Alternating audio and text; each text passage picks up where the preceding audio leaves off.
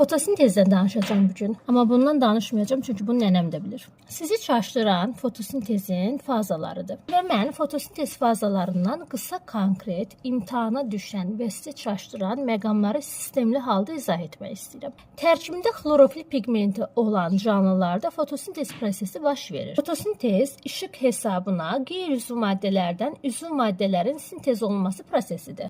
Primitiv olaraq belə deyə bilərik. Amma gəlin əsas məsələdən fotosintezin fazalarına danışaq. Fotosintezin iki fazası, yəni iki mərhələsi var. İşıq mərhələsi, qaranlıq mərhələsi. İşıq mərhələsi mütləq işıqda baş verir. Qaranlıq fazası üçün işığa ehtiyac yoxdur. O işıqda da baş verə bilər, qaranlıqda da baş verə bilər. Fotosintezin işıq mərhələsi bitkinin xloroplast adlanan orqanoidinin tilakoidlərində, tilakoid membranlarında baş verir. Qaranlıq faza isə xloroplastın daxili mühitində, yəni stromada baş verir. Fotosintezin işıq mərhələsində nələr əmələ gəlir? Tilakoidlərdə yerləşən xlorofil pigmentin üzərinə işıq düşdüyü zaman həmin xlorofil pigmentində olan elektron həyəcanlanır.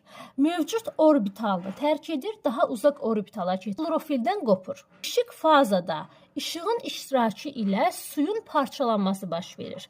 İşığın iştirakı ilə olduğu üçün biz buna fotoliz deyirik. Suyun parçalanması zamanı oksigen əmələ gəlir və hidrogen əmələ gəlir. Bu arada mən qısa konkret deyirəm. Əmələ gələn bu oksigen var ha, fotosintezin aralıq məhsuludur. Yəni fotosintez edən canlı oksigen qazını əmələ gətirmək üçün fotosintez etmir. Canlının məqsədi öz qarnını doyuzdurmaqdır. Yəni özünə lazımı üzv maddəni sintez etməkdir. Sadəcə olaraq fotosintez zamanı oksigen qazı da yaranır. Bu fotosintezin əsas məhsulu deyil, aralıq məhsuludur və həmin əmələ gələn oksigen qazının bir qismi bitkini tərk edir, atmosferə çıxır və biz canlılar, heyvanlar, digər bitkilər, oksigenlə tənəffüs edən canlılar bu qazdan istifadə edirlər. Əmələ gələn oksigenin digər bir qismi isə bitkinin öz hüceyrələrinin mitoxondrilər tərəfindən istifadə olunur. Xatırlayaq, mitoxondrilər hüceyrənin tənəffüs orqanoididir, güc stansiyasıdır və oksigen qazına ehtiyacları var. İşıq mərhələdə eyni zamanda ATF də əmələ gəlir.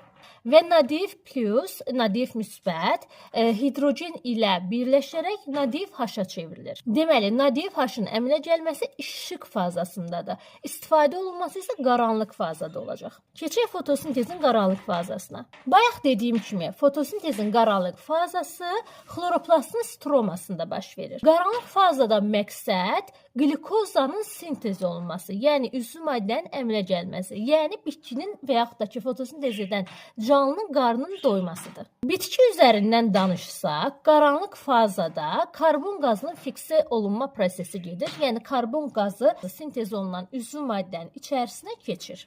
Bunu dırnaq içində söyləyirəm. Qaranlıq fazasında, işıq fazasında əmələ gələn ATF, nadif H istifadə olunur. Eyni zamanda atmosferdən udulan karbon qazı da istifadə olunur. Qaranlıq fazada qlükoza sintez olunacaq.